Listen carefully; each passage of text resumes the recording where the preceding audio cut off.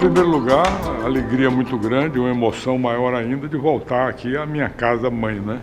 A reitoria da universidade onde eu trabalhei durante tantos anos. E isso acabou sendo para mim uma surpresa agradabilíssima, eu não imaginava nunca esse retorno aqui, encontrando todo esse grupo de amigos. O principal objetivo dessa lei é que ela tenha um caráter educativo e preventivo, no sentido de que ela possa inibir a prática da corrupção, tendo em vista o peso das suas penalidades, e é importante que haja penas graves, pesadas, como as desta lei. Para mim, portanto, é uma oportunidade muito especial de voltar aqui à universidade e tratar de um tema tão importante para o país nesse momento. Eu acho que é um momento especialmente importante esse, porque da forma como se escancarou o problema e com as dimensões que isso assumiu, sem comparação com o passado, em termos dos valores revelados, tudo isso eu estou apostando e acreditando que isso venha a resultar numa mudança de patamar, numa virada de página, numa mudança de etapa na evolução da democracia brasileira. Porque nada melhor do que chamar a atenção para o problema, reconhecer o problema, constatar as dimensões desse problema como primeiro requisito para enfrentá-lo, de fato, para que a sociedade como um todo perceba a importância do combate à corrupção, para que os governantes de todos os níveis, federal, estadual, municipal, percebam a importância de fortalecer os instrumentos de controle e de combate à corrupção, porque isso nem sempre é percebido, nem sempre é priorizado. A explosão de um esquema de corrupção como esse da Petrobras me parece algo que pode trazer grandes benefícios para o país, na medida em que isso represente uma mudança de patamar na consciência geral dos governantes de todos os níveis e da sociedade também. O Brasil hoje é um player, um ator global relevante. Muitas empresas brasileiras atuam mundo afora, empreiteiras, petroleiras, a própria Petrobras, mineradoras importantes que atuam em todos os continentes. E o Brasil não tem uma legislação, não tinha uma legislação capaz de sancionar condutas lesivas praticadas por empresa brasileira à administração estrangeira, o que é e já era exigido do Brasil nas diversas convenções internacionais de que o país é signatário. A lei de improbidade administrativa, a 8429, também não é suficiente, embora ela permita a punição da empresa beneficiária do ato de improbidade, mas a isso só se chega por um caminho muito indireto. Primeiro é preciso demonstrar o ilícito cometido por culpa ou por dolo por um agente público, para em seguida chegar à empresa como beneficiário daquela conduta, o que raramente acontece. Raramente se chega até lá. De modo que a experiência com a lei da improbidade, embora muito positiva na punição de pessoas físicas, prefeitos, governantes, administradores, mas é muito pouco exitosa no que se refere a alcançar as empresas corruptoras. Além disso, na lei da improbidade, é preciso demonstrar o elemento subjetivo, ou seja, a intenção, sob a forma de culpa ou de dolo, o que dificulta, sobremodo, a punição. Quais, então, as lacunas que vêm agora a ser preenchidas pela nova lei, a 12.846, que entrou em vigor no dia 29 de janeiro último, e que tem sido objeto de tanto debate? Somente nós, na Congoladoria, eu pessoalmente, ou algum dos membros da minha equipe por mim indicados, só para que tenham uma ideia do interesse da relevância desse diploma legal, somente com a participação de representantes da CGU, nós já participamos de cerca de 80 eventos do país inteiro, principalmente em São Paulo e no Rio de Janeiro. Há uma sucessão de conferências, de congressos. Eu, inclusive, pela manhã, estarei no Congresso sobre Contratos e Licitação promovida pelo IBDP aqui em Salvador, no Hotel Fiesta, fazendo uma palestra sobre essa mesma lei, a convite do Dr. Paulo Modesto, presidente do Instituto Brasileiro de Direito Público, que é mais um dessa sequência de eventos provocados pelo interesse que essa lei despertava, pela importância para os advogados, para os especialistas dessa área e para os empresários de um modo geral, naturalmente. Quais as lacunas que essa lei vem preencher? Em primeiro lugar, ela permite alcançar de forma direta a pessoa jurídica, corretora, o agente corruptor, pessoa jurídica. Porque o agente corruptor, pessoa física, já era alcançado pela tipificação do crime de corrupção ativa, por exemplo, e outros do Código Penal.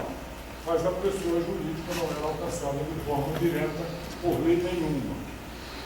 Com alcance do patrimônio da empresa, o que é fundamental. Pela via administrativa, o que é essencial num país como o nosso, onde qualquer processo judicial não se conclui, em média, em menos de 10 anos, para sermos conservadores. Se tiver um bom advogado na defesa, esses 10 anos viram 15, viram 20 facilmente, o crime prescreve, o réu morre, os bens desaparecem, antes que se chegue ao fim. Nós todos sabemos, os advogados, sobretudo, sabem da grande dificuldade que se tem no Brasil para superar a sensação de impunidade que decorre, sobretudo, da lentidão, do excesso de possibilidades protelatórias de qualquer processo judicial em nossa terra. Lamentavelmente, essa é que é a verdade. Eu falo isso com absoluta tranquilidade, porque não estou falando mal dos outros. Eu sou juiz aposentado. Eu estou falando de uma categoria a qual eu pertenço. E sei que a culpa não é, na grande maioria dos casos, dos juízes. É, sobretudo, da legislação processual. O juiz de primeira instância, em geral, consegue chegar ao fim do processo. Mas não adianta nada. Porque a decisão de primeira instância no Brasil não vale nada. A apelação tem efeito suspensivo automático. Está ali o deputado Sérgio, que era o relator do projeto de reforma do CPC, ele sabe muito bem a dificuldade que se encontra no Congresso para alterar apenas isso, retirar o efeito suspensivo dos recursos, o que já permitiria a execução da pena. Mas não se consegue. Não sei porquê, não me pergunto porquê. Pergunta ao deputado ali, que ele saberá dizer melhor quais são os interesses que não permitem que isso se cumpra. Então, o recurso que nós temos buscado, a solução alternativa, tem sido ampliar as possibilidades de aplicação de penas pela própria administração. E é por esse caminho que, do lado dos agentes públicos, onde nós já viemos atuando há mais tempo, porque a legislação permitia, nós já conseguimos retirar dos quadros do Serviço Público Federal, da Administração Federal, mais de 5 mil agentes públicos nos últimos governos. Mais de 5 mil sofreram penalidades expulsivas, demissão ou destituição de cargo de confiança, ou cassação de aposentadoria, pela via administrativa. Pela via judicial, os processos não terminam. Na via administrativa, eles às vezes demoram um pouco também, mas terminam em tempo razoável. Então, essa lei, ela permite a aplicação de sanções pesadas às empresas, no caso, as penas de multa e publicação da decisão condenatória pela própria administração, embora ela traga outras penas que só podem ser aplicadas pela via judicial. Outra característica importante é que a responsabilização nessa lei não depende da demonstração do elemento subjetivo, nem culpa nem dolo. É responsabilidade objetiva. Significa o seguinte, os advogados já sabem, mas eu vejo também aqui no auditório pessoas que não são da área jurídica, e me permitem uma rápida explicação. A responsabilidade objetiva significa que a empresa pode ser responsabilizada e ter que pagar com seu patrimônio, embora não se demonstre que houve uma ordem, uma intenção, uma decisão dos donos, dos dirigentes, da alta direção da empresa, para que fosse praticado aquele ato ilegal, para que fosse oferecida a propina, para que fosse fraudada a licitação. Não depende de demonstrar a ordem, a autorização da direção da empresa. Bastante é que o ato tenha sido praticado por um preposto qualquer, um empregado, um terceirizado, um despachante, um procurador, quem quer que seja. Se praticou o ato no interesse da empresa, ela vai responder. A responsabilidade objetiva é isso. Basta a demonstração do fato ilícito e do nexo causal. Dispensa-se a demonstração da intenção. Ora, isso faz toda a diferença, tanto no processo judicial quanto no administrativo. Porque a grande dificuldade dos chamados crimes de colarinho branco, crimes contra a administração e outros dessa natureza, a grande dificuldade reside exatamente na demonstração de quem foi culpado e quem partiu uma ordem, se houve uma outra intenção. Por fim, as sanções que essa lei traz são sanções realmente eficazes.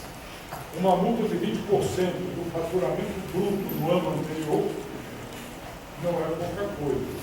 E quando não for possível conhecer o faturamento, ou quando ele não existir, a multa será fixada em valores absolutos, de 6 mil a 60 milhões de reais. O grande peso,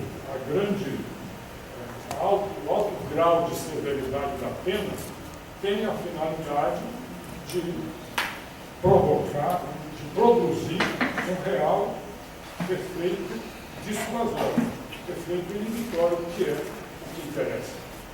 Às vezes me perguntam, já foi aplicado? Quantas vezes calcula que vai ser aplicado por ano essa pena? Eu digo, eu gostaria que nenhuma vez, que ela cumprisse a sua função inibitória. Basta que ela exista e que as pessoas passem a refletir 2 vezes antes de praticar o ato ilícito. Ou seja, considerem que aumentou bastante o risco da corrupção, o risco de envolver-se. Isto associado à delação premiada, a possibilidade de acordo de leniência, que estimula uma parte dos criminosos a denunciarem os demais, pode efetivamente funcionar. E parece que já está funcionando. Bem, pode passar adiante? No contexto internacional, esta lei vem também, ao mesmo tempo de preencher uma lacuna sentida domesticamente, ela vem também atender a compromissos internacionais do Brasil, decorrentes de quê? Decorrentes do fato de que o país é um dos países signatários da Convenção da OCDE contra o suborno transnacional. Essa convenção surge do crescimento das transações internacionais, da óbvia e super conhecida globalização das relações econômicas, das transações econômicas, da enorme facilidade das comunicações e dos fluxos de capital, etc., que fizeram com que a corrupção se tornasse um tema mundial e não um tema doméstico de cada país. País nenhum tem mais condições de combater a corrupção apenas sozinho. Ele depende de cooperação internacional o tempo inteiro. Agora mesmo estamos assistindo o esforço do Ministério Público em repatriar agora mais 65 milhões que estavam na Suíça, o que é uma quantia maior do que todo o acumulado anterior que o Brasil já conseguiu repatriar, que soma apenas 45 milhões de dólares. Então, a necessidade da ação global e da cooperação internacional também foi um outro móvel para que os países viessem a adotar leis desse tipo. Pode passar adiante? As três convenções que existem, a da OEA, a da OCDE e a da ONU, todas elas têm previsão de instrumentos legais desse tipo para os seus países. Além disso, em todos os fóruns internacionais, Fórum Econômico Mundial, Transparência Internacional, OGP, o NODC, todas essas, G20, em todos esses fóruns, o tema do enfrentamento da corrupção subiu para o topo das agendas, coisa que há 20 anos atrás era incogitável. Tudo começa, talvez, na década de 50 a 70, com o escândalo da Lockheed dos Estados Unidos, onde se descobriu o pagamento de propina a funcionários públicos estrangeiros por parte de empresas norte-americanas. Identificou-se aí que havia uma brecha no ordenamento jurídico contra a corrupção, porque subornar funcionário do país era crime, mas subornar funcionário estrangeiro não era. Aliás, além de não ser crime, pagar propina em outro país era dedutível no imposto de renda dos países. Parece piada. Eu estou falando sério.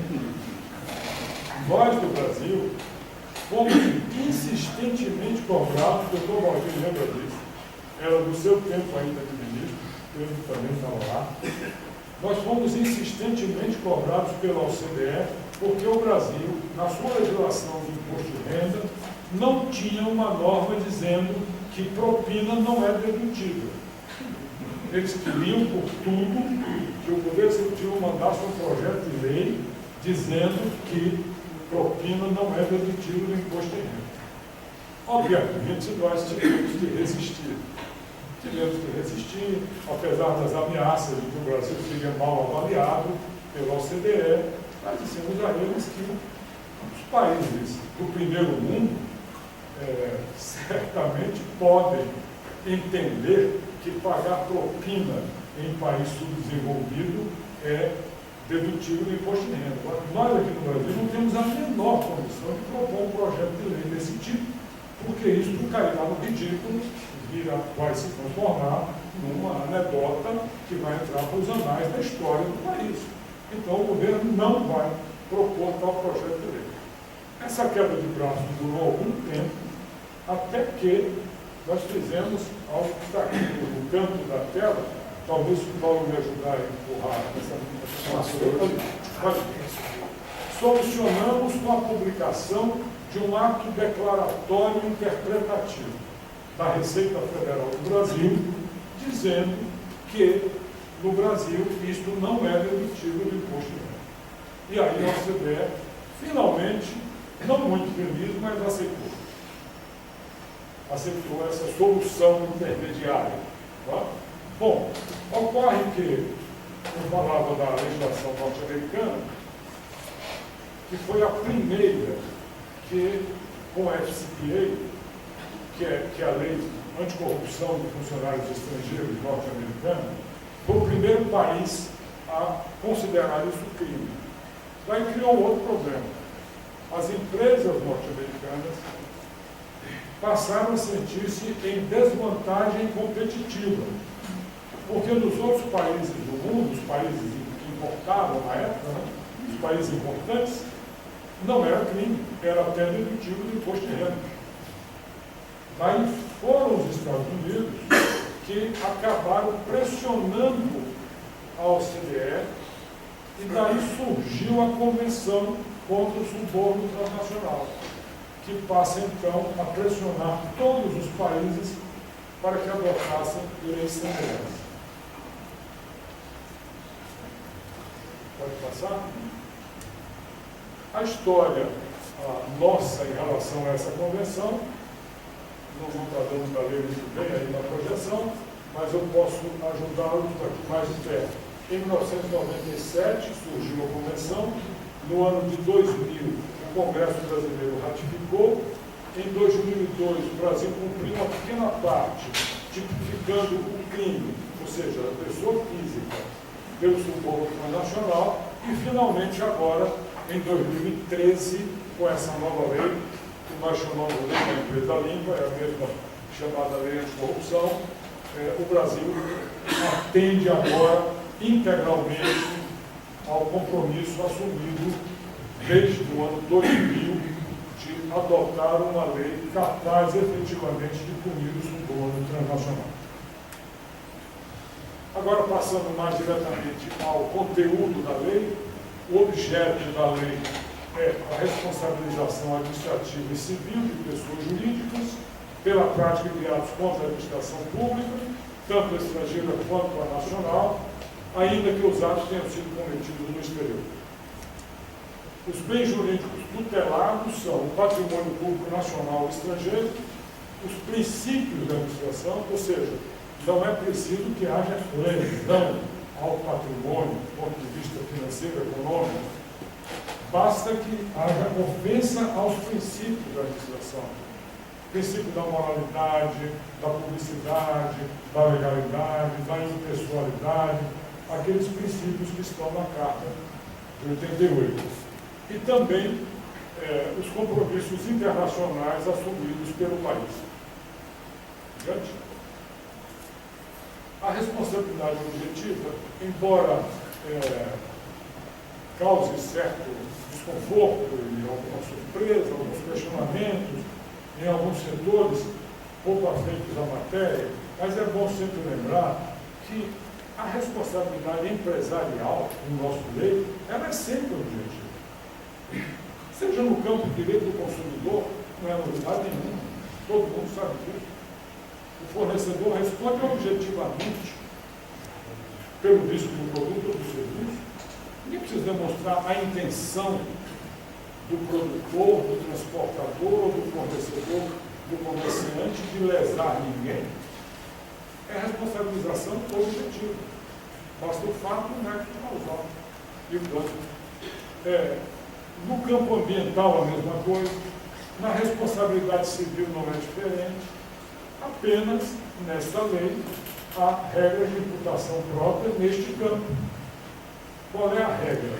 É preciso que o ato lesivo, obviamente, tenha ocorrido, e tenha ocorrido no interesse ou no benefício da pessoa jurídica.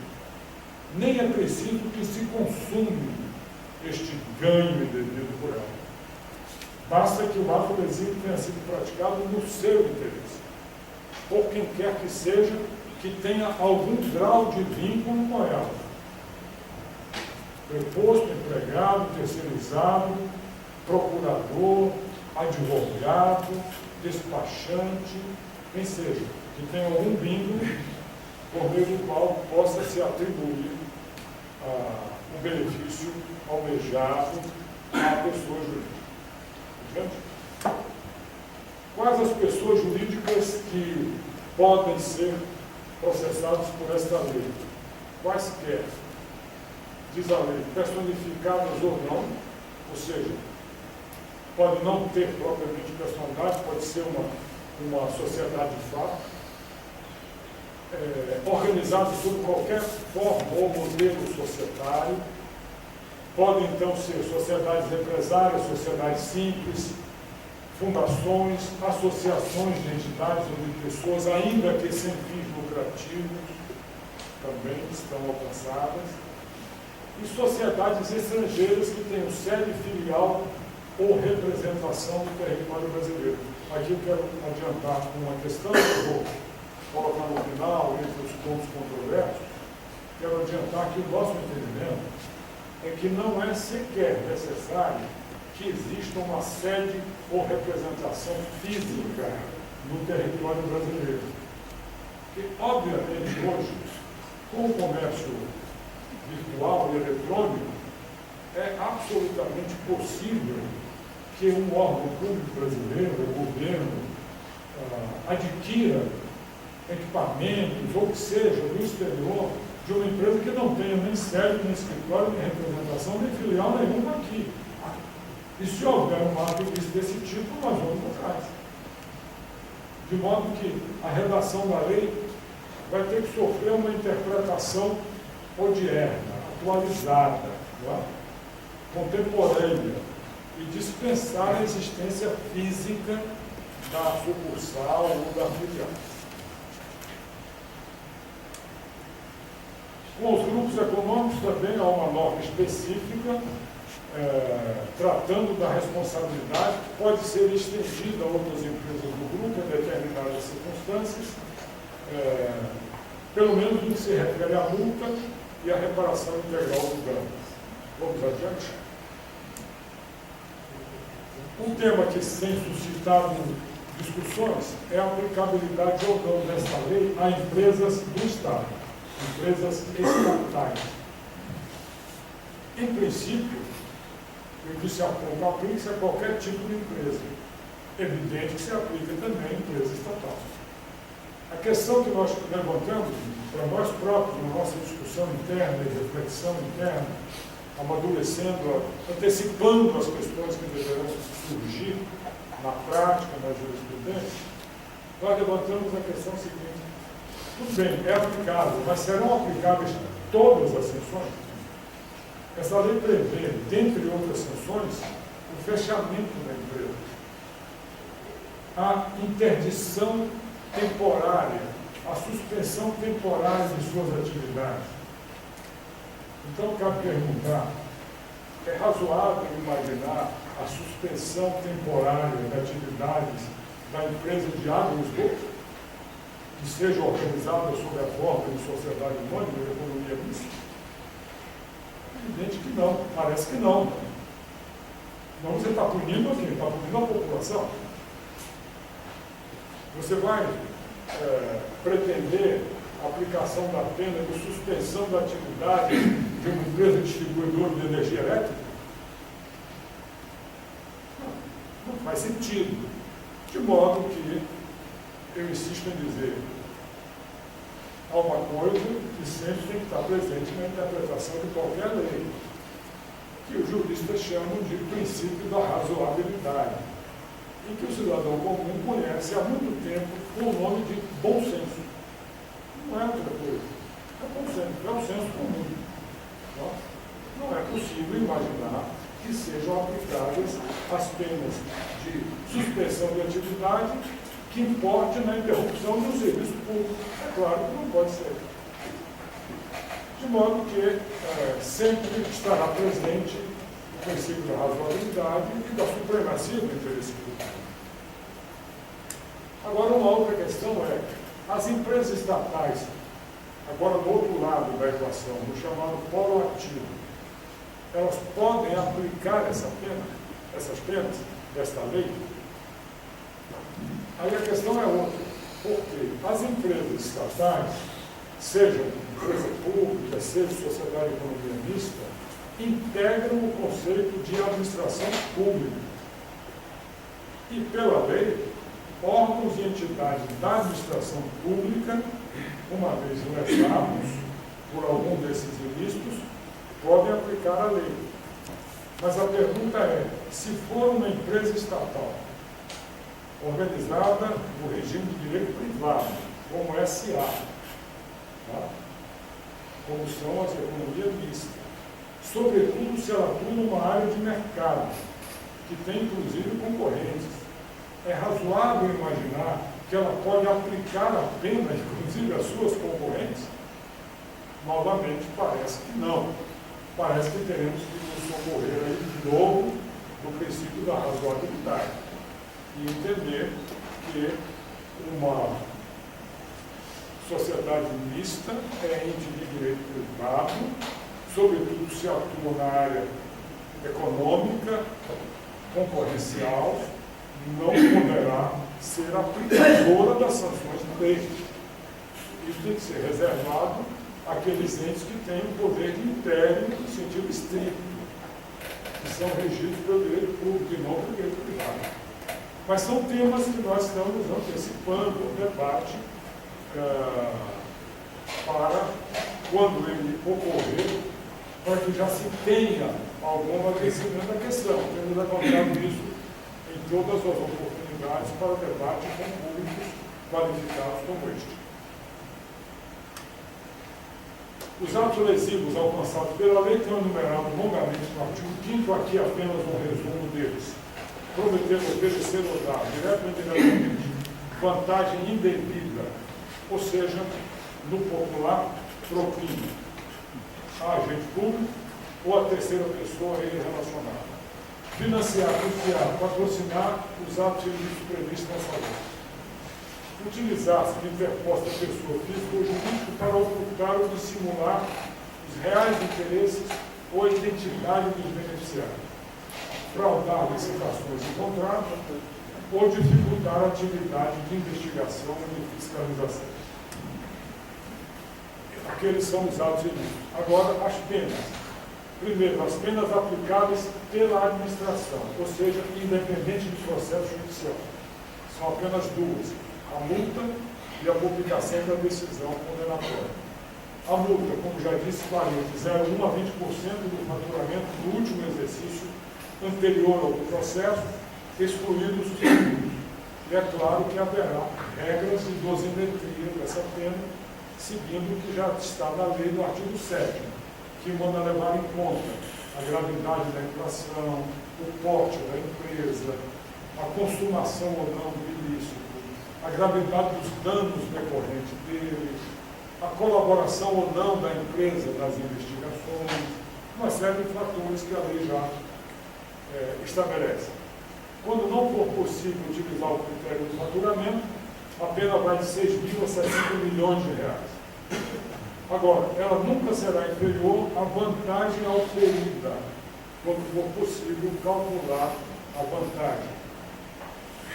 E ela pode ser inscrita em dívida ativa.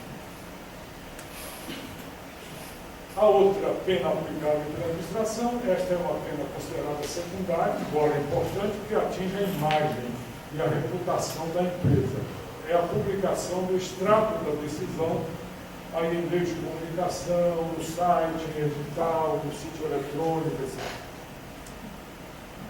Critérios para aplicação das penas, aqui para a dosimetria. Já mencionei gravidade da infração, vantagem auferida, grau de lesão, situação econômica do infrator, volume de contratos que ele tem com o setor público, consumação ou não do ato, cooperação na apuração e, sobretudo, esse que está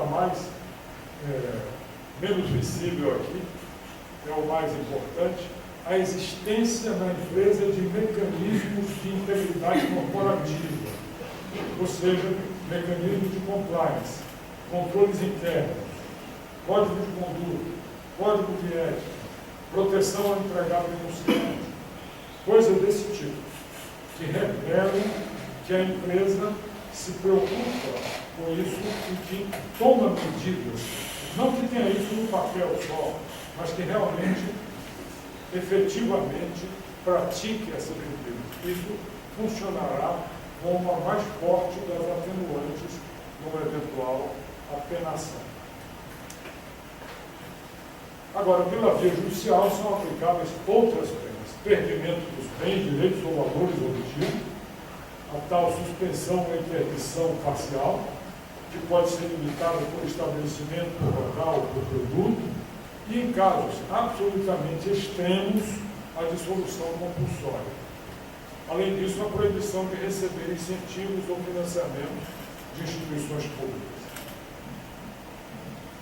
A obrigação de reparar integralmente o dano independe da aplicação das penas. que a obrigação de reparar um dano não é pena, é obrigação. Então, mesmo que tenha sofrido a pena mais alta possível, a empresa não se exime da obrigação de ressarcimento integral do dano causado. Mesmo que ela tenha tido pena de perdimento dos bens resultantes do ilícito, isso não elimina o dever de reparação integral do dano causado. Isso está em 2 artigos, um na parte das sanções administrativas, outro nas judiciais. Quem são os legitimados ativos para a ação judicial que vise a aplicação dessas penas?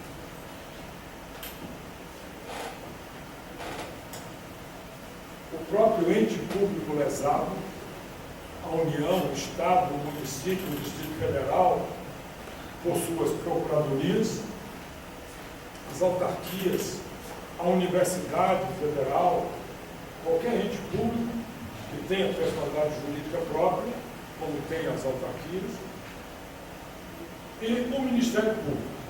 O Ministério Público tem a faculdade adicional de, além de pugnar pela aplicação das penas judiciais, também pedir a aplicação das penas administrativas quando a autoridade administrativa se omitir.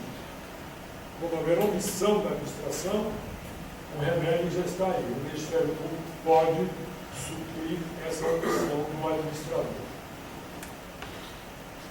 A competência para instaurar e julgar os processos administrativos agora, voltando ao administrativo, é da autoridade máxima de cada órgão ou entidade, em cada um dos poderes e em cada uma das esferas. Numa autarquia, é o presidente da autarquia, ou o reitor da universidade, o dirigente máximo. Na área da administração direta federal, são os ministros de Estado. Na área do município, é o prefeito, e por aí vai. Gente, no Poder Executivo Federal, apenas no âmbito federal do Poder Executivo, fora Legislativo e Judiciário, a CGU tem competência concorrente para instaurar o processo. O que nós já fazemos no caso, por exemplo, de processos administrativos contra agentes públicos, já temos esse mesmo tipo de competência concorrente, que utilizamos quando há omissão do órgão que deveria apurar, ou quando o assunto envolva mais de um ministério, ou quando envolva dirigentes de um escalão tão elevado que não se possa acreditar que vai ter bom andamento do processo no próprio órgão, pelos constrangimentos e pressões inevitáveis. E temos competência para avocar o processo que tenha sido instaurado, mas que não esteja sendo devidamente conduzido. Temos também competência exclusiva para os processos que envolverem a administração pública estrangeira. E no conceito de administração estrangeira se inclui tanto a de outros países como de organismos internacionais, como o ONU, OEA, Banco Mundial, etc. Temos também competência exclusiva no âmbito federal, do Poder Executivo, para os acordos de leniência. E sempre também quando envolver a administração estrangeira. Prazo de prescrição, 5 anos da ciência da infração, sendo que o ressarcimento honorário não prescreve, as causas interruptivas são a instauração do processo administrativo ou judicial ou a celebração de acordo, interrompe a prescrição. Vale a pena destacar que esse processo nem nada interfere com outros processos que estejam correndo em paralelo. Por exemplo, processo criminal movido pelo Ministério Público e processo administrativo na CGU podem caminhar sem nenhum problema. Aliás, já estão caminhando agora, na medida em que o Ministério Público inicia ações penais decorrentes do caso Petrobras, são ações penais contra executivos, dirigentes, etc., de empresas. Nós abrimos processos contra as empresas, pessoas jurídicas. Os processos caminham em paralelo, um não interfere na esfera do outro. Do mesmo modo, processo do Tribunal de Contas, processo por improbidade, processo por CAD, por formação de cartel, processos decorrentes da atividade regulatória de alguma agência, eventualmente um processo da CBN, também nada interfere, podem caminhar todos paralelamente. É óbvio que isso vai requerer em algum momento algum grau de coordenação. Mesmo porque, sem isso, em algumas situações, as empresas hesitarão em celebrar um eventual acordo de leniência com um órgão que podem ser punidas pelo outro. Essas questões estão sendo também tratadas e objeto das devidas cautelas.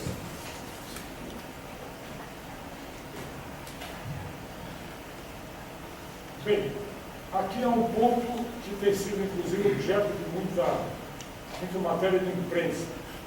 É que a lei nova, ela prevê a possibilidade de celebração do acordo de leniência também com pessoa jurídica, no caso de ilícito previsto na lei de licitações, não apenas nos casos dos ilícitos previstos nela própria, na lei 12.843. Tendo em vista essa previsão, entende-se que é possível celebrar um acordo de leniência por conta de um fato ocorrido antes de 29 de janeiro. Por quê? Ele ocorreu antes de 29 de janeiro, mas tem a ver com licitações e contratos, ele é punível pela lei de licitações, com a declaração de idoneidade ou a suspensão do direito de licitar. Tá? Como a lei nova permite acordo de leniência também para esses casos, entende-se que a lei, neste ponto, é aplicável, mesmo os fatos sendo anteriores ao 29 de janeiro, uma vez que aí se trata de retroatividade da parte favorável ao acusado, ou em bonum partem, como dizem os juristas. É uma parte favorável ao acusado, ela pode retroagir. Então, esse é um dado importante que, inclusive, tem sido objeto de discussões e entendimentos no momento presente.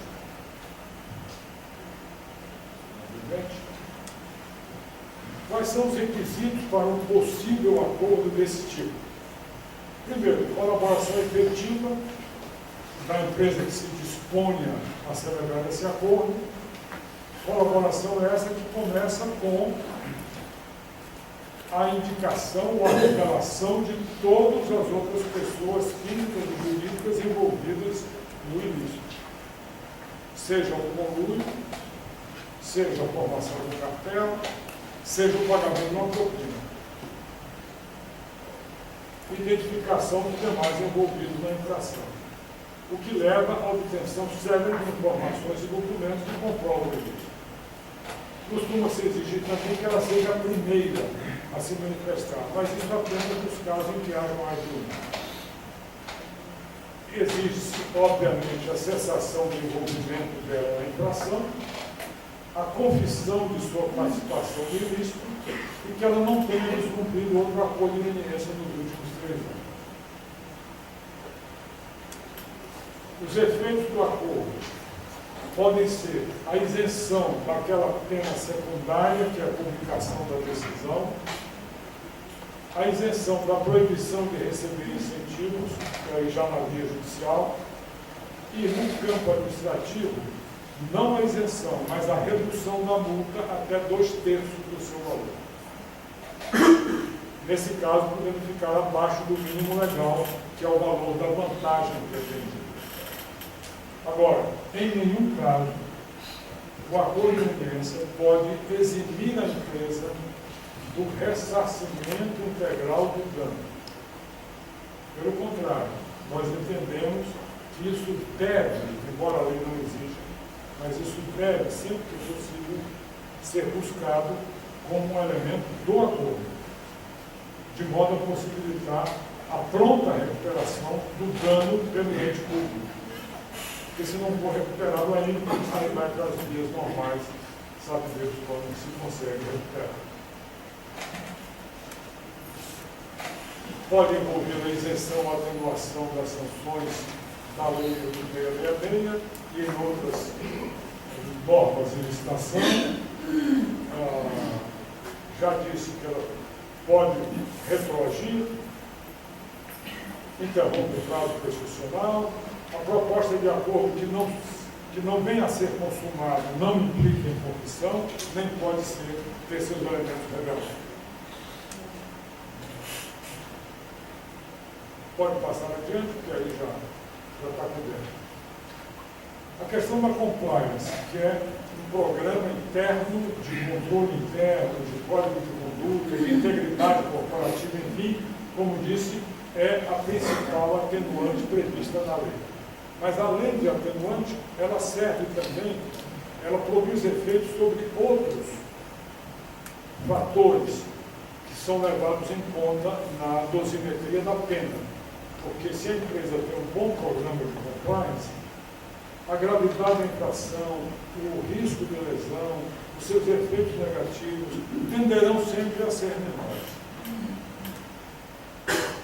A avaliação do programa de integridade é feita levando em conta a sua estrutura, as especificidades da empresa, porque evidentemente nós não podemos dar um tratamento igual a uma multinacional, a uma empresa pequena, média ou micro, e a efetividade da sua aplicação. Entende? A estrutura do programa, quais os parâmetros que vão ser levados em conta. Há uma certa ansiedade dos setores empresariais, porque não foi ainda publicado o decreto de regulamentação que deve regulamentar esse dispositivo da lei. Mas eu tenho dito, não haverá muita diferença em relação àquilo que já é consagrado nas boas práticas internacionais, que já são de amplo conhecimento, inclusive dos escritórios de advocacia que atuam nessa matéria. Não vai divergir muito, não vai diferir muito disso, porque ninguém vai inventar a roda. O que vai ser? O que vão ser os ingredientes de um bom programa de compliance? Primeiro, o comprometimento da alta direção da empresa. Porque se não estiver envolvendo a alta direção, não vai funcionar. Tem que ter código de ética, código de conduta. Tem que demonstrar que há treinamento periódico e disseminação do código de conduta. Para não acontecer, como um caso que me foi contado, num desses debates, por um debatedor que estava na mesma mesa que eu, que me contou a seguinte história. Ele é diretor de compliance, hoje, de uma grande multinacional. Ele revelou o nome, eu não vou revelar. Ele revelou, pediu o segredo do nome.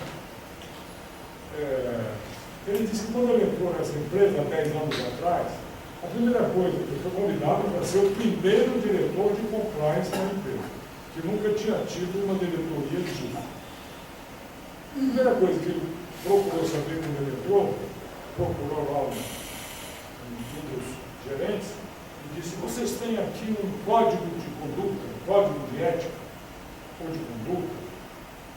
Aí o rapaz falou, temos. Então me dá um exemplar, eu vou começar por aqui. Ele falou, não pode, é sigiloso. Não precisa dizer mais nada. Esse é um código que não valia nada, era sigiloso, os empregados nem conheciam. Ele falou, mas como que eu posso obter? Peço a quem? Bom, se o senhor pedir ao presidente. Ele foi ao presidente, o senhor me chamou para ser diretor de compliance. Eu soube que tem um código de ética. Isso que é sigiloso, você pode me dar um exemplar para mim? Não, pois não, deu um exemplar. Levou para casa para ler, era em coreano. A lei de sigiloso era em coreano. Não tinha nem tradução para português, nem para inglês. Eu não ia falar o nome da firma, já falei que é coreano. Então, é preciso mostrar a efetividade vai lá e pergunta aos empregados, você tem um código de conduta, você conhece? Que bicho é esse? Né? Senão, não está funcionando, claro. Tem que ver se a empresa faz análise periódica de risco, se ela divulga canais de denúncia, se ela protege o empregado denunciante, se ela tem controles internos, se ela tem transparência quanto às suas doações políticas para candidatos a partidos. Se não tiver, não é uma empresa com boas intenções no plano ético. A especificidade da pessoa jurídica tem que ser avaliada para não aplicar o mesmo parâmetro para uma microempresa e para uma multinacional. Então, leva em conta a quantidade de funcionários, de empregado, complexidade da hierarquia, quantos departamentos de diretorias tem, setor de mercado em que atua, quantidade de contratos com o setor público e por aí vai. A efetividade é atrevida, como eu disse, né? A empresa comunica prontamente à administração quando ela descobre, quando ela investiga um ato lesivo, ou faz como aquela holandesa que nós estamos agora processando, o SBM Offshore, que só ficamos sabendo da história porque um ex-empregado, que era um advogado dela, quando foi demitido, denunciou na internet. Na Wikipedia, aí nós ficamos sabendo, começamos a processar, divulgamos que estava processado, divulgamos que estava processando, ele aí entrou em contato conosco, mandou um e-mail dizendo em inglês: eu sou aquele empregado que o senhor mencionou numa entrevista da SBM Offshore, tenho revelações a fazer, nós mandamos nossa equipe lá e por aí foi. Ou seja, agora a empresa publicou um release de imprensa confessando tudo, mas agora, 2 anos depois do ocorrido. Então, certamente, ela não é do tipo que faz a comunicação pronta e espontânea dos seus atos lesivos. Adiante. Por fim, para não cansarmos mais, eu já vou encerrar, prometo, em 5 minutos, algumas questões que nós temos levantado, além daquelas que eu mencionei ao longo da exposição, algumas questões que temos levantado, que nos preocupam, e outras que temos colhido em palestras como essa. Primeiro, há uma grande preocupação com o risco de uso irresponsável, disfuncional ou inconsequente dessa lei em outras esferas federativas. Há uma grande preocupação, vamos falar claro, das empresas com a possibilidade da aplicação dessa lei por prefeituras pelo país afora. A alegação é que são quase 5.600 prefeituras. É claro que ninguém está falando de prefeitura de capital, que tem o mesmo nível de sofisticação que tem a administração do Estado ou federal. Estamos falando de prefeituras de 50% dos municípios brasileiros que têm menos de 10 mil habitantes. Onde é fácil imaginar que não dispõe de quadros técnicos, de uma estrutura razoavelmente sofisticada, onde não há um certo arejamento das coisas que acontecem, onde não tem circulação de imprensa, onde não tem Ministério Público muito presente, onde os órgãos de imprensa que tem a rádio é do próprio prefeito, coisas desse tipo, que a gente sabe que ainda acontece em alguns rincões. Não é? Há uma preocupação, é legítima, mas a resposta é: e qual seria a alternativa? Para o bem ou para o mal, nós vivemos num regime federativo, né, doutor? Talvez, às vezes, a gente pense que é mais para o mal, mas não é. Porque o país continental como o Brasil não podia ser um país unitário, só com o governo central decidindo tudo. Evidente que não. Então, temos 26 estados, o DF e 5.600 prefeituras. E como a lei é nacional, Cada um tem que aplicar no seu pedaço. A lei não poderia dizer que cabe ao órgão federal abrir um processo quando o ato lesivo lesou a prefeitura ou o Estado, é claro que não. Cada um cuida do seu cada qual. Agora, eu também costumo dizer, para contrabalançar um pouco essa preocupação talvez exagerada, eu costumo argumentar da seguinte forma: a lei de licitações prevê, no artigo 87 e 88, uma pena fortíssima, que é a declaração de inidoneidade, que impede a empresa de quaisquer novos contratos ou licitações. E essa mesma lei atribui competência para aplicar essa pena ao secretário do município onde ocorreu o problema, não é nem o prefeito. Qualquer secretário de qualquer município pode declarar uma empresa inidônea. E alguém aqui tem notícia de que essa penalidade venha sendo aplicada de modo irresponsável e inconsequente? Eu nunca ouvi falar. De modo que também não vamos exagerar nas tintas, imaginar que agora as prefeituras vão sair aplicando de modo irresponsável essa lei nova só porque ela produz uma renda com a multa. Não é assim. Não é assim. Além do que, existe o Poder Judiciário para quê? Existe o Ministério Público para provocar o Judiciário para quê? Para coibir, obviamente, tudo isso. E a aplicação indevida dessa lei caracteriza a improbidade administrativa. O prefeito estará sujeito às sanções da lei de improbidade, inclusive com a pena dos cargos.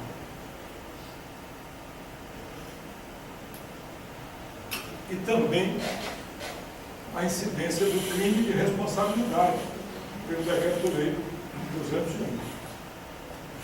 Uma segunda questão que preocupa muitos é o efeito sobre a pessoa física quando a pessoa jurídica celebra um acordo de leniência onde ela confessa e revela os nomes dos envolvidos. Há uma dúvida se as empresas terão interesse em celebrar acordos desse tipo, se uma das condições é revelar as pessoas físicas envolvidas, pessoas da própria empresa. As do serviço público, tudo bem, né? Para ela, mas a da própria empresa, será que ela vai revelar? Bom, a mim me parece que há duas situações possíveis, simplificando as coisas. Uma, que a pessoa que praticou o ato, praticou realmente sem conhecimento nenhum da direção da empresa. Foi um preposto lá, um despachante. Nessa hipótese, a mim me parece, a direção da empresa será a maior interessada em que ele seja processado também. Porque ele causou o dano que o patrimônio dela é que vai pagar. Então, não vejo que aí haja nenhuma inibição a direção da empresa não querer revelar. Ela vai mais é querer revelar para que ele seja punido. Agora, se foram os próprios dirigentes da empresa que praticaram ou que determinaram a prática do ato, aí ela não vai procurar para acordo de leniência nunca. Ou se for, porque já está na conta a condenação dos seus dirigentes. Ou porque o Ministério Público já está processando, porque outra empresa ou agente público fez acordo de delação premiada e já abriu a boca e já revelou. Como está acontecendo agora, por exemplo. De modo que eu não vejo maior problema aí, não.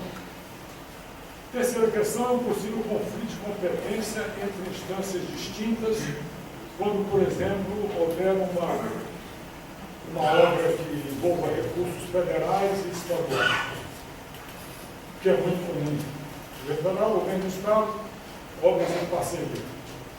Aí a quem compete o processo, quando ocorrer o problema.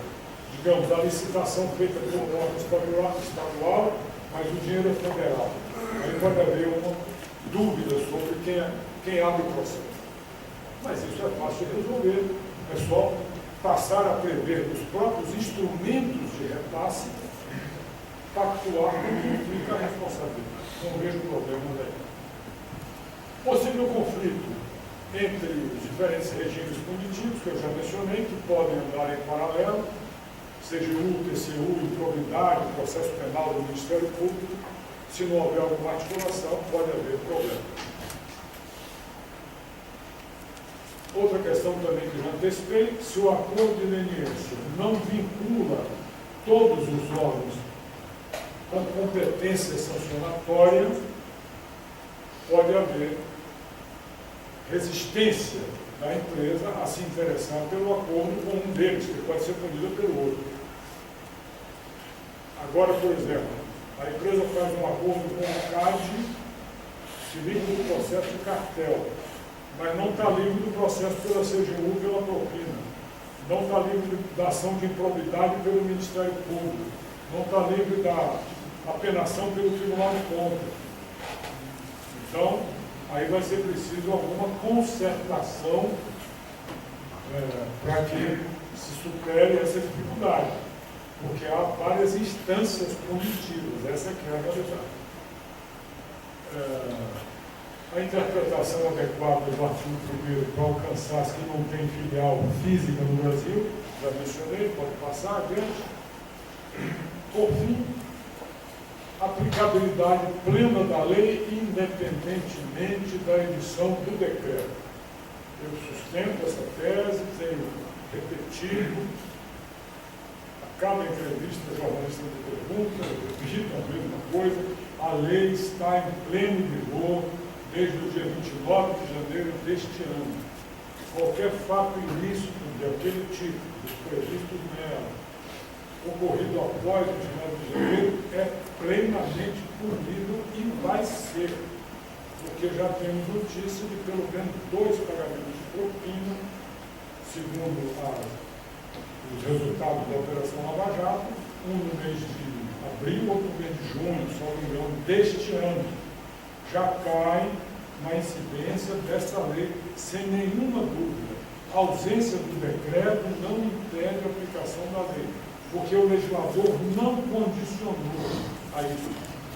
Previu apenas que o Poder Executivo Federal disciplinará por decreto as regras, digamos, de dosimetria não, as regras para avaliação do programa de compliance. É o artigo 7º, inciso 8. É o único que precisa de regulamento. Mas nem para esse a lei condicionou a sua eficácia à edição do regulamento. Então está em pleno vigor. Agora, independente disso, é claro que é importante o decreto. Por quê? Porque ele vai dar parâmetros que tendem a reduzir a margem de discricionariedade, tendem a reduzir a diversidade de critérios na aplicação. E isso é muito bom. Não que os estados e municípios estejam obrigados a seguir em tudo, só estão obrigados a seguir naquele item, que é o inciso 8 do artigo 7. Mas é claro que o decreto federal terá um efeito, provavelmente uma tendência uniformizadora. E o que é que ele deve conter? Em termos de temas. Pode passar. O que é que ele vai fazer? Além de ele vai estabelecer parâmetros mínimos para a aplicação da multa. Ele vai criar o procedimento administrativo na esfera federal, ou seja, os prazos, os passos do processo, o procedimento propriamente. Ele vai disciplinar as medidas decorrentes do processo administrativo. Terminou o processo, como é que cobra a multa? Manda escrever na dívida ativa? Como é que faz a reparação do prejuízo? O encaminhamento para o Ministério Público, para a Advocacia da União, quando for o caso. Ele vai definir os trâmites para levar a um possível acordo de leniência. Ele deve regular o funcionamento e alimentação dos cadastros, o cadastro de empresas punidas, que cabe à CGU manter, além do cadastro de empresas idôneas, que já mantemos, que já tem cerca de 5.000 penalidades aplicadas. Nessa linha de ideias, o anteprojeto de decreto contém, basicamente, além das regras do programa de integridade, o regulamento do processo de responsabilização, os critérios de fixação da multa, o procedimento para celebrar o acordo e as regras dos 2 cadastros.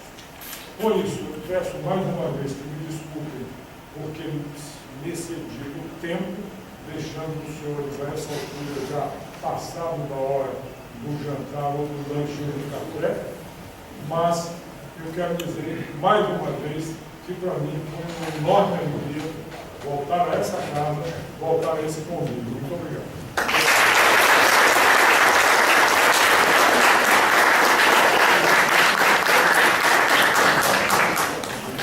Queremos agradecer ao ministro-chefe Jorge Arges Sobrinho pela excelente palestra.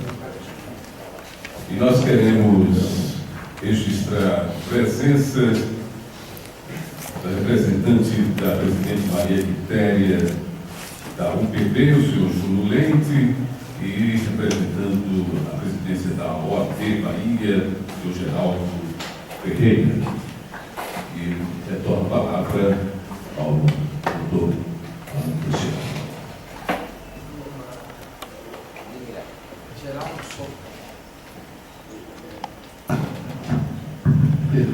Geraldo Sobrado Ferreira, salvo engano, representante da Academia de Letras Jurídicas da Bahia, e que me penitencio de não haver anunciado.